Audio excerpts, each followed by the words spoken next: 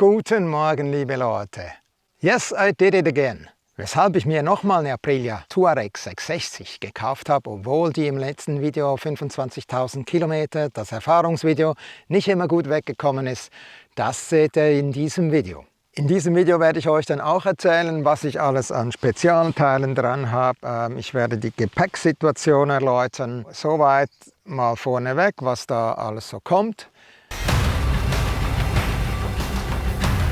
Was für ein Prachttag hier in Südfrankreich. Im Video Räubergeschichten hatte ich erwähnt, dass ich nach Spanien fahren werde und dort wahrscheinlich die 10.000 Kilometer mache mit meiner neuen Aprilia Touareg. Gestern Abend habe ich diese 10.000er Marke überschritten, deshalb ist jetzt nun eine zweite Review fällig. Mal schauen, ob es da Unterschiede gibt zwischen meiner ersten und meiner zweiten Aprilia Touareg. Ich muss noch erwähnen, ich bin nicht gesponsert. Alle Sachen, die ich hier erzählen werde, also ich kriege kein Geld für die Aprilia. Wäre wahrscheinlich auch seltsam nach dem letzten Video. Es sind reine persönliche Erfahrungsberichte, die mögen abweichen von anderen Leuten. Ich hatte es gerade eben erwähnt, bei der letzten Aprilia, da hatte ich doch einige Probleme. Da haben sich viele Leute von der Aprilia Touareg zu Unrecht abgewandt. Ich wollte die Aprilia Touareg auch nicht schlecht machen. Das war halt einfach die erste Serie, denke ich mal. Da war die Qualitätskontrolle nicht gut, da waren die Werkstätten noch nicht bereit für diese Maschine. Die wussten einfach viele Kniffs noch nicht, hatten die Inspektionen noch nicht wirklich drauf, was zu tun ist. Da waren auch gewisse Sachen nicht in den Werkstatthandbüchern oder Service Manuals, was zu tun ist. Da waren vor allem viele Schraubverbindungen waren ungenügend gesichert oder einfach nicht beachtet worden bei der Qualitätskontrolle. Ich hatte Probleme bei den Motorabdeckungen der Schrauben. Was ein großes Problem war, das kannte man aber schon von der RS und der Tuono, das ist der Starter, die Schraube zum Starter, zum Kontakt vom Kabel.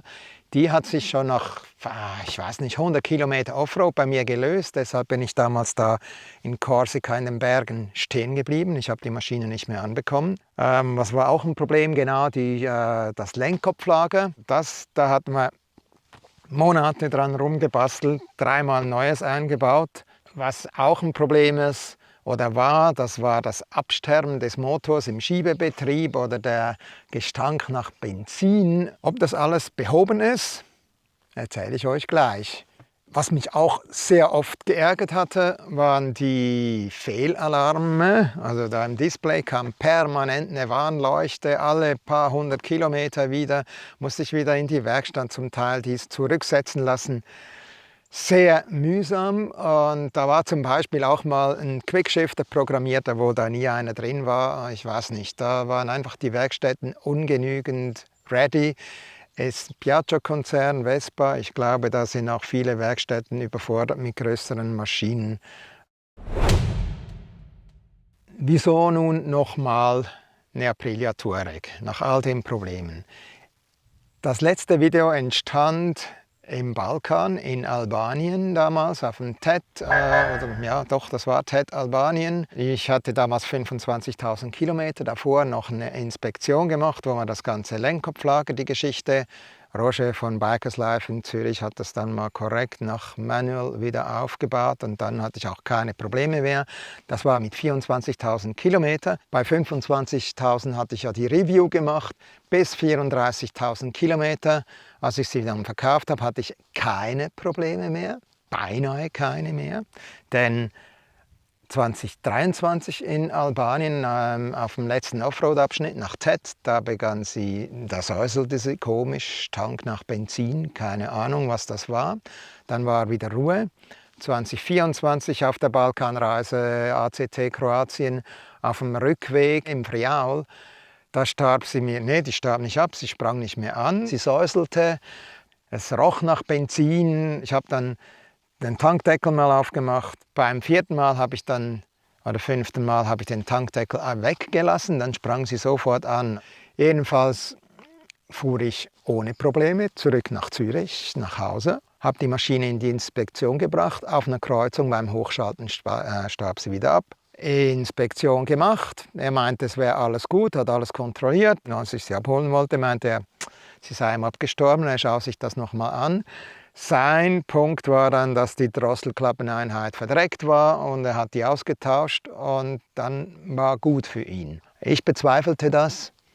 Ich bezweifelte aber auch, dass es wirklich was Seriöses ist. Naja, ich habe da ziemlich viel Geld investiert für. Das war für mich dann, weil ich ein Angebot gesehen habe für eine neue, war das für mich der Grund, die alte mit 34.000 Kilometer dann abzustoßen, weil ich da noch ein bisschen Geld dafür bekam nach Inspektion und so. Da gab es noch ein paar Franken dafür.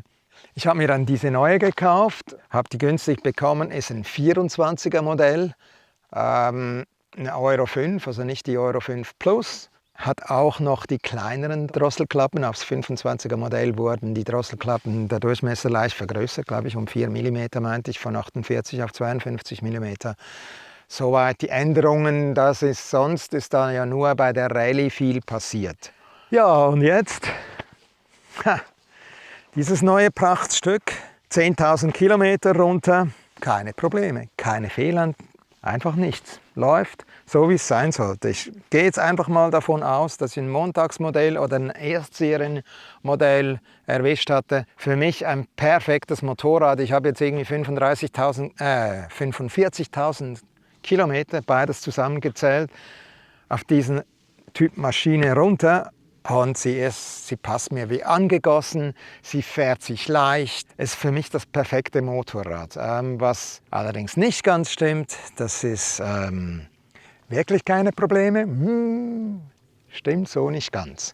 Das heißt, ich habe jetzt das Gefühl, das Lenkkopflager löst sich langsam wieder. So beim schnellen Ausfedern gibt es einen Klack. Das kann einfach nachgezogen werden. Und da haben mir nach dem ersten Video einige Leute geschrieben, was für Motorräder sie wie lange ohne Probleme fahren. Liebe Leute, seid ihr damit auch so Offroad gefahren? Ich fahre 20%, zum Teil über wirklich hartes Geröll, über Wellblechpisten. Das Material wird einfach völlig anders beansprucht. Das könnt ihr nicht vergleichen mit einem Straßenmotorrad. Also bitte nehmt darauf Rücksicht, wenn ihr solche Kommentare schreibt. Das ist kein scheiß Motorrad. Da waren gewisse Probleme mit Schrauben, die müssen gesichert sein, ja, aber ansonsten, ne. Ja, ein weiterer Grund, weshalb nochmal die Aprilia Touareg. Ich habe doch einige andere Maschinen ausprobiert. Es ist schwierig im Vergleich zu ziehen, weil das waren jeweils nur halbstündige Probefahrten. Da kann man sicher keinen Eindruck bekommen von den Offroad-Qualitäten. Aber einfach mal so irgendwie im Vergleich mit den, sage ich mal, 5 nächsten Verwandten, wenn man ein leichtes Offroad-taugliches Motorrad will. Ich war auf der Himalayan 450. Schon als ich die damals aus der Garage gestoßen hatte, dachte ich, kann nicht sein. Ich meine, die ist vollgetankt, ist denn die vielleicht 5 oder 8 Kilogramm leichter, bei halber Leistung so knapp. Also zum Fahren wunderbar, ein schönes Drehmoment, rund gelaufen. Oben raus fehlt dann natürlich die Leistung, aber bei so weniger Gewicht, nee. Dann habe ich die CF Moto 450 MTX ausprobiert. Die fühlte sich super leicht an. Da fühlte ich mich sehr gut drauf. Das passte. Aber der Motor unten raus einfach, die ist zu sportlich, zu nervös, die läuft zu wenig rund. Nee, die fiel dann auch schnell mal aus dem Rennen. Natürlich habe ich dann auch mal eine KTM ausprobiert, die 97er, die gefällt mir, die weiße. Sitzposition perfekt, alles wunderbar eigentlich, aber vom Fahren her, das ist irgendwie unten raus, da hakt das an der Kette herum, wenn du irgendwie unter 3000 Umdrehungen den Motor aufziehst. Kein Vergleich mit der Touareg. Die Touareg, die fährt von unten raus, runter, ruckelt nichts an der Kette. Das ist einfach Wumm. Natürlich hat sie nicht, da sind wir schon beim nächsten Modell, bei der Yamaha Tenere 700 T7. Die hat einen Motor, der läuft so mit viel Punch in der Mitte hoch, da ist auch kein Ruckeln, die läuft wunderbar. Der Motor der Yamaha Tenere 700, perfekt. Was mich aber stört an der Tenere, das ist schon immer das Thema, der hohe Schwerpunkt. Ich meine, die Maschinen sehen ähnlich aus, irgendwie proportional, aber die hat dann doch einen höheren Schwerpunkt. Ich meine, ich weiß jetzt nicht, das neue 25er Modell bin ich nicht gefahren. Ich bin das 24 oder ältere Modelle dreimal schon gefahren. Eben gesagt, der Motor perfekt, Schwerpunkt, ich komme da nicht runter mit meinen kurzen Beinen. Der Lenker ist schmaler und das hilft einfach bei der Aprilia, bei der Agilität. Also ich ziehe die Aprilia, der T700, um ein Zehnfaches vor, auch wenn ich den Motor der T7 wirklich gerne darunter hätte. Was natürlich bei der T7, Tenere 700, auch ein Thema ist, das 25er Modell hat jetzt irgendwie Ride-by-Wire. Liebe Leute bei Yamaha, das gilt auch für die Leute bei Honda, bei der Transalp. Wieso baut ihr ein Motorrad mit Ride-by-Wire und baut kein Tempomat ein? Das ist, als hättet ihr einen 6. Gang im Getriebe, aber ihr könnt den nicht einlegen. Ist doch total bescheuert. Also echt, Leute, da könnt ihr ja sagen über Tempomat, das braucht es nicht, es ist fehleranfällig. Aber ihr habt Ride-by-Wire, das ist das System. Das ist dann genauso fehleranfällig, ob jetzt da ein Tempomat mit drin ist oder nicht. Nee, das kommt nicht mehr als Argument bei der T7. Ja gut, die ist oder die mag super reliable sein, also wirklich, das ist wertig verarbeitet, da hast du wohl, ich habe da Videos von gesehen, wie die im Balkan rumgeschmissen wurde, das ist super geil, also wirklich gut.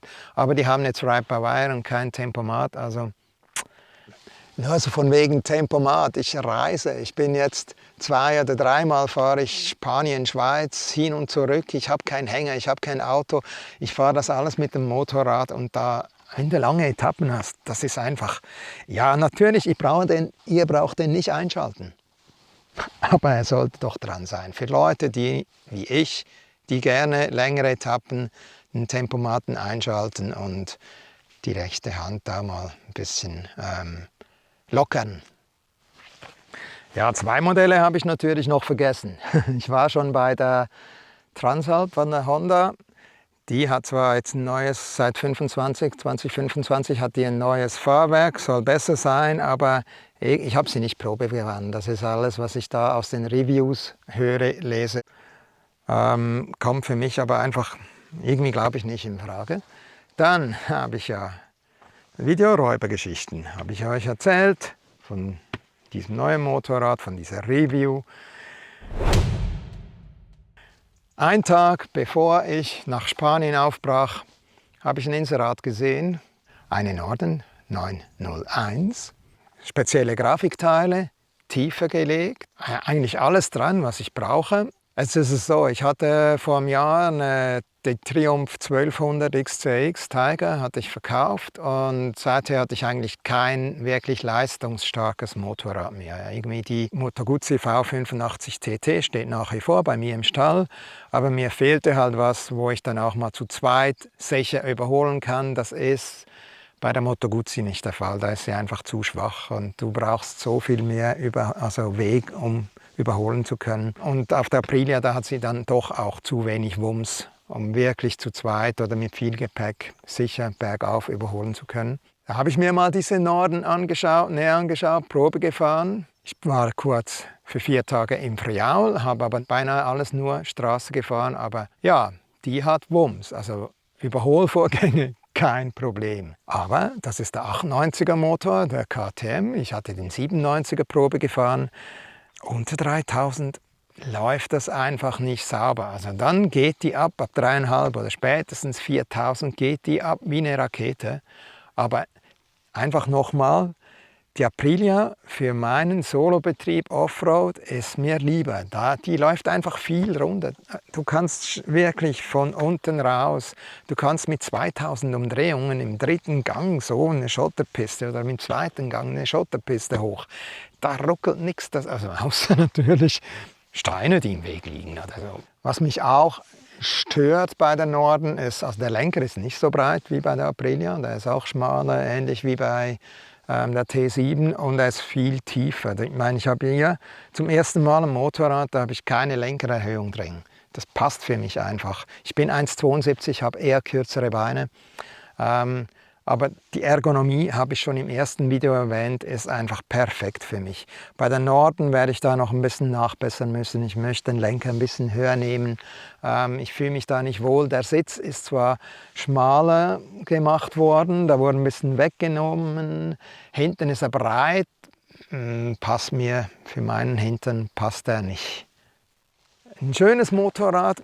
Ich werde dort einiges noch dran arbeiten müssen, weil der Windschutz ist für nichts. Ich musste zum ersten Mal mit Gehörschützen fahren, das mache ich sonst nicht, weil hier der Wetterschutz, Windschutz ist perfekt. Auch hier an den Beinen ist bei der Aprilia alles wunderbar. Das ist auch okay bei den Norden, aber der Windschutz, der ist echt eigentlich gar keiner. Jo, dann kommen wir mal zu dieser wunderbare Maschine, was ich da speziell alles angebaut habe. Ich gehe mal von vorne oben nach hinten unten. Da ist ein Spoiler MRA, den habe ich von Lewis. Du hast viel weniger auch Lärm. Du kannst den auch verstellen, wenn du möchtest. Dann habe ich hier klappbare Spiegel von Touratech. Ich klappe die zwar nie ein, aber falls du mal da drauf fallen solltest, dann brechen die nicht weg oder die ganze Einheit hier bricht dann auch nicht, sondern ja, das biegt dann halt rüber, ist auch ein Schutz, passt für mich auch optisch irgendwie, sind okay. Dann haben wir hier vorne eine Navi-Halterung von SW Motec für das Garmin, das ist dann relativ einfach montiert. Diese Handprotektoren, die sind von SW Motec, Cobra heißen die. Sind aber eigentlich Barkbuster. Ich weiß jetzt nicht genau, wie die zusammenarbeiten. Ich meinte, das ist dasselbe Teil. Einfach mit Spoiler noch oben drauf, mit einem stabilen Bügel, wenn du wirklich mal drauf fällst. Ich habe keine verstellbaren oder klappbaren Hebel hier. Deshalb hilft dieser stabile Bügel auf jeden Fall, dass da nichts bricht. Dann hier ist ein Kettenöler. Tutu Swiss findet ihr den, der heißt One One. Ja, was hier auffällig ist, ich habe noch die alte Sitzbank der gelben Touareg. Ich habe hier von Cool Covers dieses Netz drauf. Macht es noch ein bisschen bequemer, hilft auch bei der Lüftung, wenn man eher mal schwitzt am Hintern. Möchte ich nicht mehr verzichten, den werde ich wahrscheinlich dann auch bei der Norden drauf machen. Dann habe ich hier hinten Gepäckträger von Givi. Den hatte ich schon bei der letzten drauf, den habe ich rübergenommen. Dann habe ich aber neu ein Hour Case, das ist immer drauf. Da bringe ich zwar keinen Helm rein, aber da habe ich jetzt so auf der Reise alle Kameras drin, wenn ich die nicht gerade verbaut habe am Motorrad. Drohnenfernsteuerung ist einfach, alle Elektronik ist da drin, ist abschließbar. Dann das Auffälligste natürlich ist der hohe Fender. Bevor die Rallye rauskam, hatte ich ein Video gesehen von Viktor Dragunov. Der hat den Satz, ein Befestigungskit gebaut und das ist ein Polysport, ein Stock-Fender, hoher Fender. Er hatte damals noch den Low-Fender abgesägt hier vorne und dann kam die Rallye raus, als ich den bestellt hatte und dachte ich, ja nee, ich zerstöre mir jetzt nicht den Low-Fender, sondern ich warte, bis das Teil da von der Touareg Rallye bestellbar ist und habe jetzt das drauf geschraubt. Sieht für mich besser aus, ist rein optisch. Auch von der alten rübergenommen habe ich den Sturzbügel von Hebco Becker. Da gibt es wahrscheinlich auch leichtere oder einfachere. Mir taugt der, genau. Liebe Leute, wenn ihr Offroad fährt, macht bitte einen richtigen Motorschutz drunter. Ich habe den von SW Motec, ist egal, macht was drunter, was hält, aushält, weil der Originale, der war nach 50 Kilometer sah der aus. Ich war da in Korsika, das konntest du nicht mehr anschauen. Wurde der von der Kuh zertrampelt oder was auch immer. Also wenn der was schützen soll, dann muss da was Richtiges her. Ich könnte mir vorstellen, den von der Rallye mal noch drauf zu machen, der ist dann noch mal wahrscheinlich 1,2 Kilo leichter, weil der von SW Motec ist schon ziemlich Hardware. Was ich auch habe, das ist ein Zentralständer. Das hilft halt beim Kettenschmieren oder beim Unterhalt oder so, auch wenn du die Maschine länger hinstellst. Mittlerweile Da komme ich gleich dazu. Das ist eher vielleicht ein Negativteil. Der ist erstens auch mal schwer, wieder 2-3 Kilo. Und ich habe die Maschine tiefer gelegt. Das heißt, ich habe von Altrider eine andere Umlenkung drin. Die ist variabel. Das heißt, du kannst in 2 Stufen tiefer oder in 2 Stufen höher legen, jeweils 19 mm. Also 19, 38 oder 35 sind es, glaube ich. Und ich habe sie jetzt 19 mm tiefer gelegt. Die Gabel habe ich 10 mm oder 12 sogar durchgestoßen. Dadurch habe ich echt einen guten Stand. Ich zeige das danach noch mal kurz. Was aber ist, wenn ich da richtig zügig Kurven fahre, das geht auch mit diesen Reifen, Vollgepäck, da streift dann dieses Teil hier unten am Asphalt. Ein bisschen komisches Gefühl. Was ich schon an der alten drauf hatte, das sind diese Pivot Packs. Da muss man sich dran gewöhnen, weil die auch so klappbar sind, also nicht nur nach oben. Das hilft einfach. Es gibt ein anderes Gefühl beim Offroad-Fahren. Du schaltest vielleicht leichter. Vor allem bremst du beim Stehen einfacher. Also da komme ich auch gleich dazu. Wenn ich schon dabei bin, eben, es bremst dich einfacher. Ich habe auch von Altrider diese Höherlegung quasi. Das sind aber 2 Teile, eine Platte und eine Höherlegung. Du hast so 2 Positionen. Das hilft sehr beim Bremsen mit der Fußbremse, vor allem beim Stehen. Was auch auf beiden Seiten drin ist, das ist von Camel Adventure Products, habe ich diese Stifte hier drin für Brems- und Kupplungshebel. Was mir nie passiert ist, dass einer gebrochen wäre bei einem Sturz. Da haben aber viele Leute von erzählt. Und damit kannst du einfach eine Schraube wechseln. Das kann jede Werkstatt, weil die Stiften oder die Originalbolzen, ich habe zwar Reserve, aber die sind Aluguss und die brechen einfach gerne.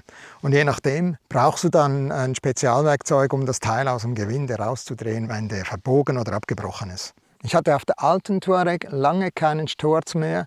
Ich hatte die mal in Balkan 23 im Nordgriechenland, auf dem Tet war das, glaube ich, oder da war einfach eine sehr steile Geröllpiste. Da hatte ich sie hingestellt auf den Seitenständer und irgendwie nicht ganz exakt geguckt, dass die beim Gang schon richtig drin ist. Dann ist die mir über den Ständer rübergerutscht. Ich konnte sie nicht mehr halten. Ansonsten ist diese Maschine mir jetzt einmal, oder bin ich umgekippt bei einem Wendemanöver im Acker, das hatte ich da erzählt, bei den Räubergeschichten. Ich hatte da in diesem Acker gewendet, bin in ein Loch reingetreten und zur Seite gekippt, hatte leichte Schmerzen, wollte die Maschine aufheben und dann hat es geknallt in der Schulter. Da wusste ich, das ist wahrscheinlich gebrochen. Ich habe dann nicht mehr versucht, die Maschine aufzuheben. Das ist eine längere Geschichte. Ich bin ins Spital gekommen da in Spanien. Da war die Polizei, hat gefragt, ob sie die Maschine bergen soll. Die sind nach 4 Stunden zurückgekommen. Konnten sie nicht bergen, weil inzwischen ein Gewitter runterging und alles unter Wasser stand. Ich habe dann aber gesehen, gegen Mitternacht war die Maschine dann noch im übernächsten Dorf irgendwie bei einer GRUA, also Abschleppdiensthalle. Das heißt aber, sie hat wahrscheinlich etwa 8 Stunden auf der Seite gelegen, auch in der Nässe. Wie sie dann zurückkam in die Schweiz, hat sie stark nach Benzin gerochen. Ich dachte einfach, da wäre irgendwie was ausgelaufen. Ich habe die gereinigt, dass ich dann wieder fahren konnte. Ich bin jetzt losgefahren und es wurde immer übler mit dem Benzingeruch. Ich habe da auch auf Facebook in einer Gruppe einen Aufruf gemacht. Es sah von außen auch nicht so aus, also ich hatte nie eine Benzinlache darunter, dass da irgendwie was undicht wäre. Ich hatte dann aber von anderen einen Beitrag gesehen in diesem Forum.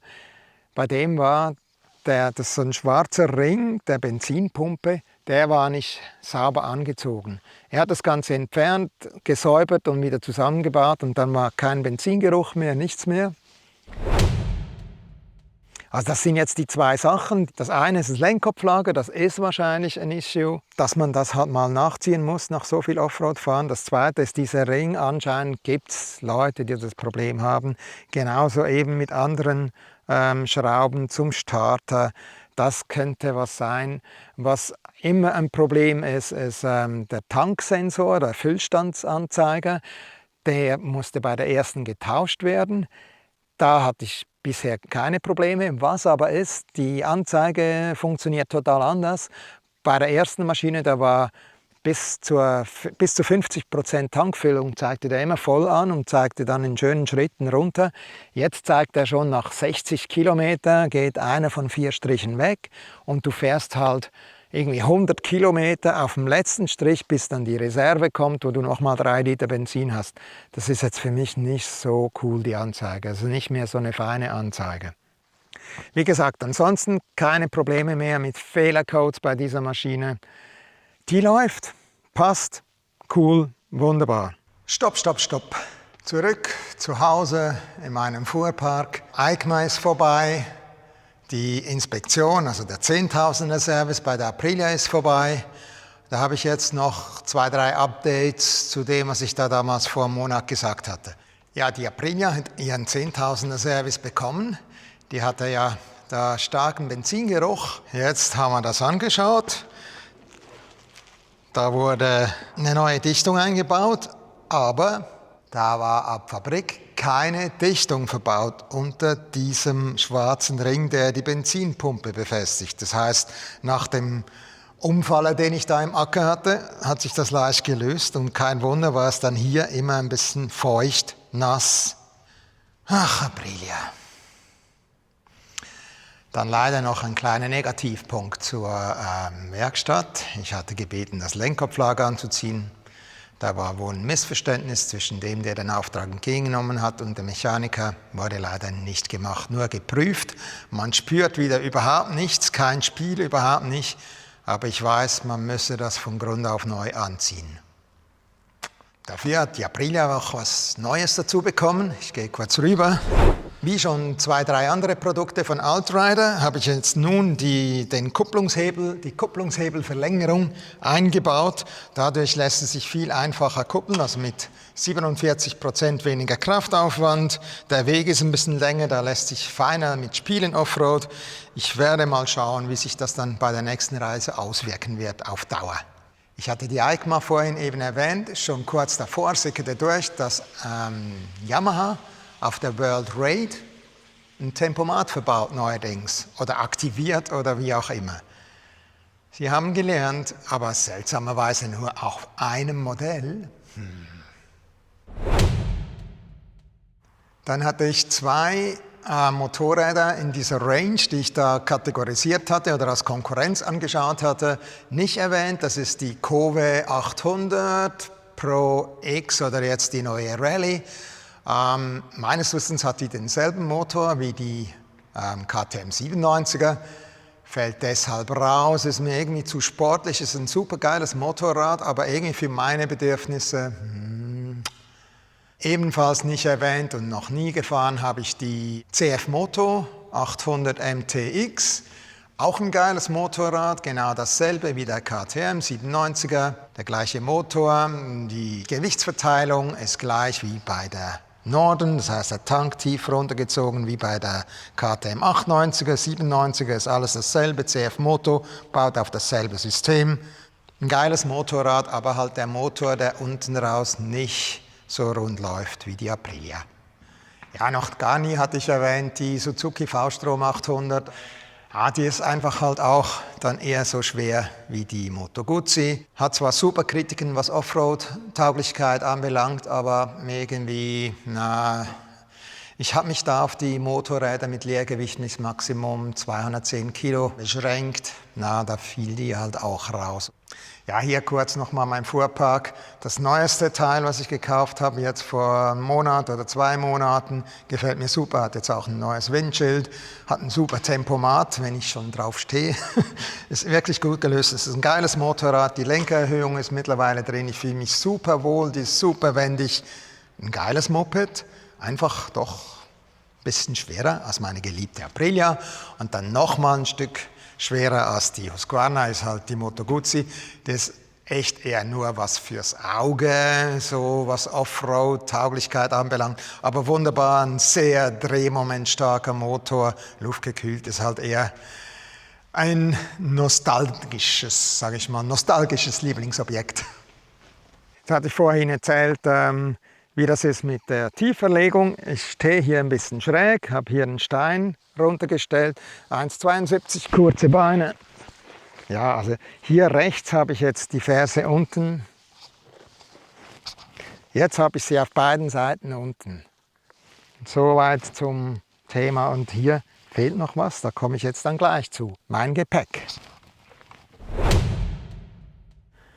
Ja, fürs Gepäck mache ich das mal von vorne nach hinten. Diese Krieger OS 6 Seitentaschen, die hatte ich schon beim letzten Mal mit dabei. Da auf dieser Seite, da habe ich irgendwie Schmiermittel dabei, Reifendichtmittel, einen Simmering-Reiniger, einen Lappen, die größeren Kabelbinder habe ich auch schon einen gebraucht. Für den Tankrucksack. Auf der rechten Seite, da habe ich dann Spannset drin für den Notfall, wenn ich mal die Maschine bergen, abschleppen oder auch wie auch immer was machen muss. Ich habe da noch Gummis zur Gurte dabei, ich habe dort die Regensachen drin. Vorhin war ich schon gerade beim Tankrucksack. Da ist mir von dieser Schnalle leider ein Kabelbinder abgebrochen. Da habe ich jetzt einen metallischen ran gemacht. Dieser ist das Vorjahresmodell von Enduristan, das heißt Sandstorm 4M. Ich finde den super praktisch. Also den Giant Loop, den ich vorher hatte, war mir einfach irgendwo ein bisschen zu groß. Der ist kleiner, ist viel besser bei der Stehendposition. Weil der so cool ist, zeige ich euch da noch ein paar Sachen dazu. Da ist einfach eine Dokumententasche. Da ist meine Drohne drin, Visierreiniger, meine Ersatzbrillen und das finde ich super geil, es ist zwar relativ schwer, auch für den Schwerpunkt, aber das ist alles, was Kleinwerkzeug ist. Also da habe ich jetzt viele Einsätze, Bit-Einsätze. Ich habe für Sechskantschrauben einige Einsätze.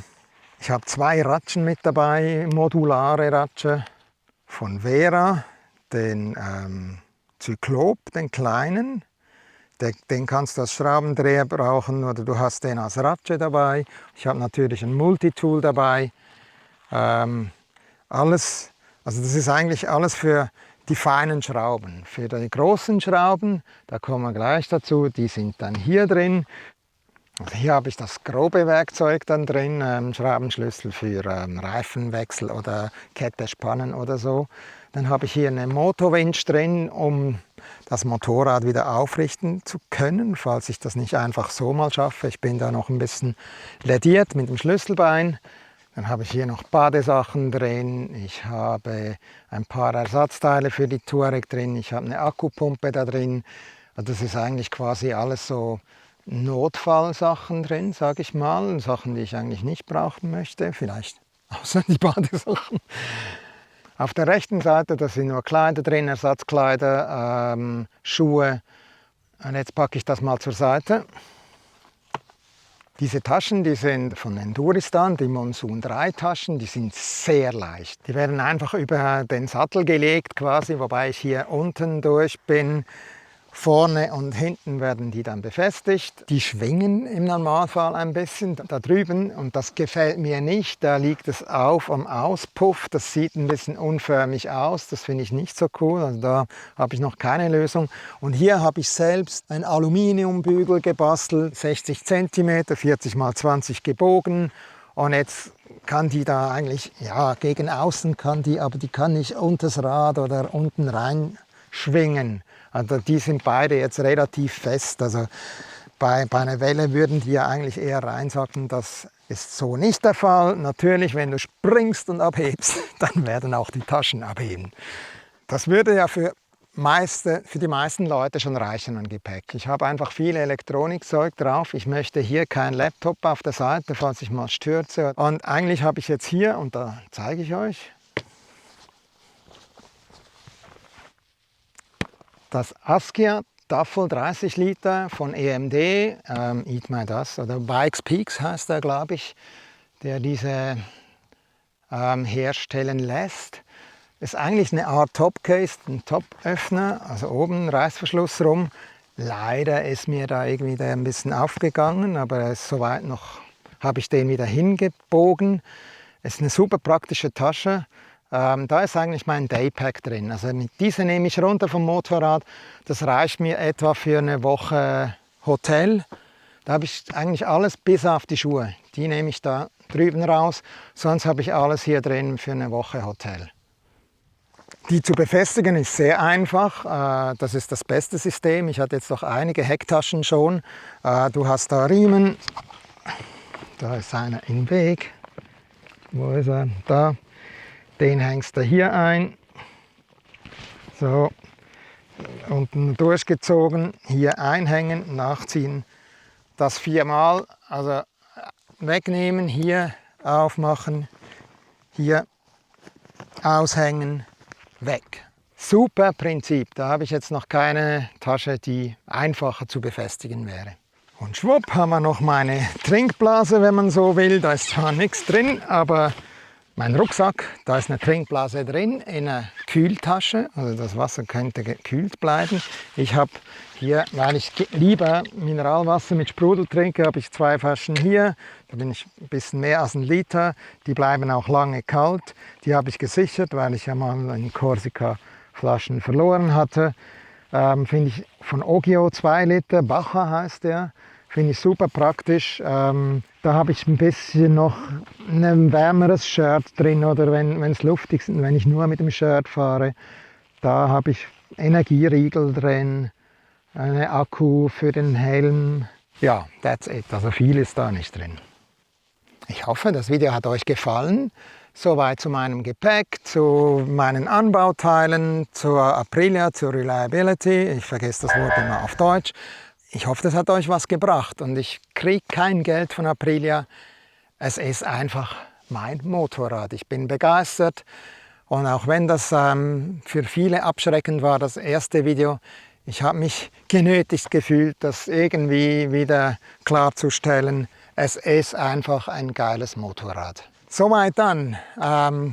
Gebt mir ein Like, wenn euch das Video gefallen hat. Abonniert den Kanal, aktiviert die Glocke, dann verpasst ihr auch keine neuen Videos mehr von mir. Schreibt in die Kommentare, was euch nicht passt oder was euch gefallen hat oder was ihr gerne noch wissen wollt. Das war's dann für den Moment. Wir sehen uns beim nächsten Video. Viel Spaß derweil.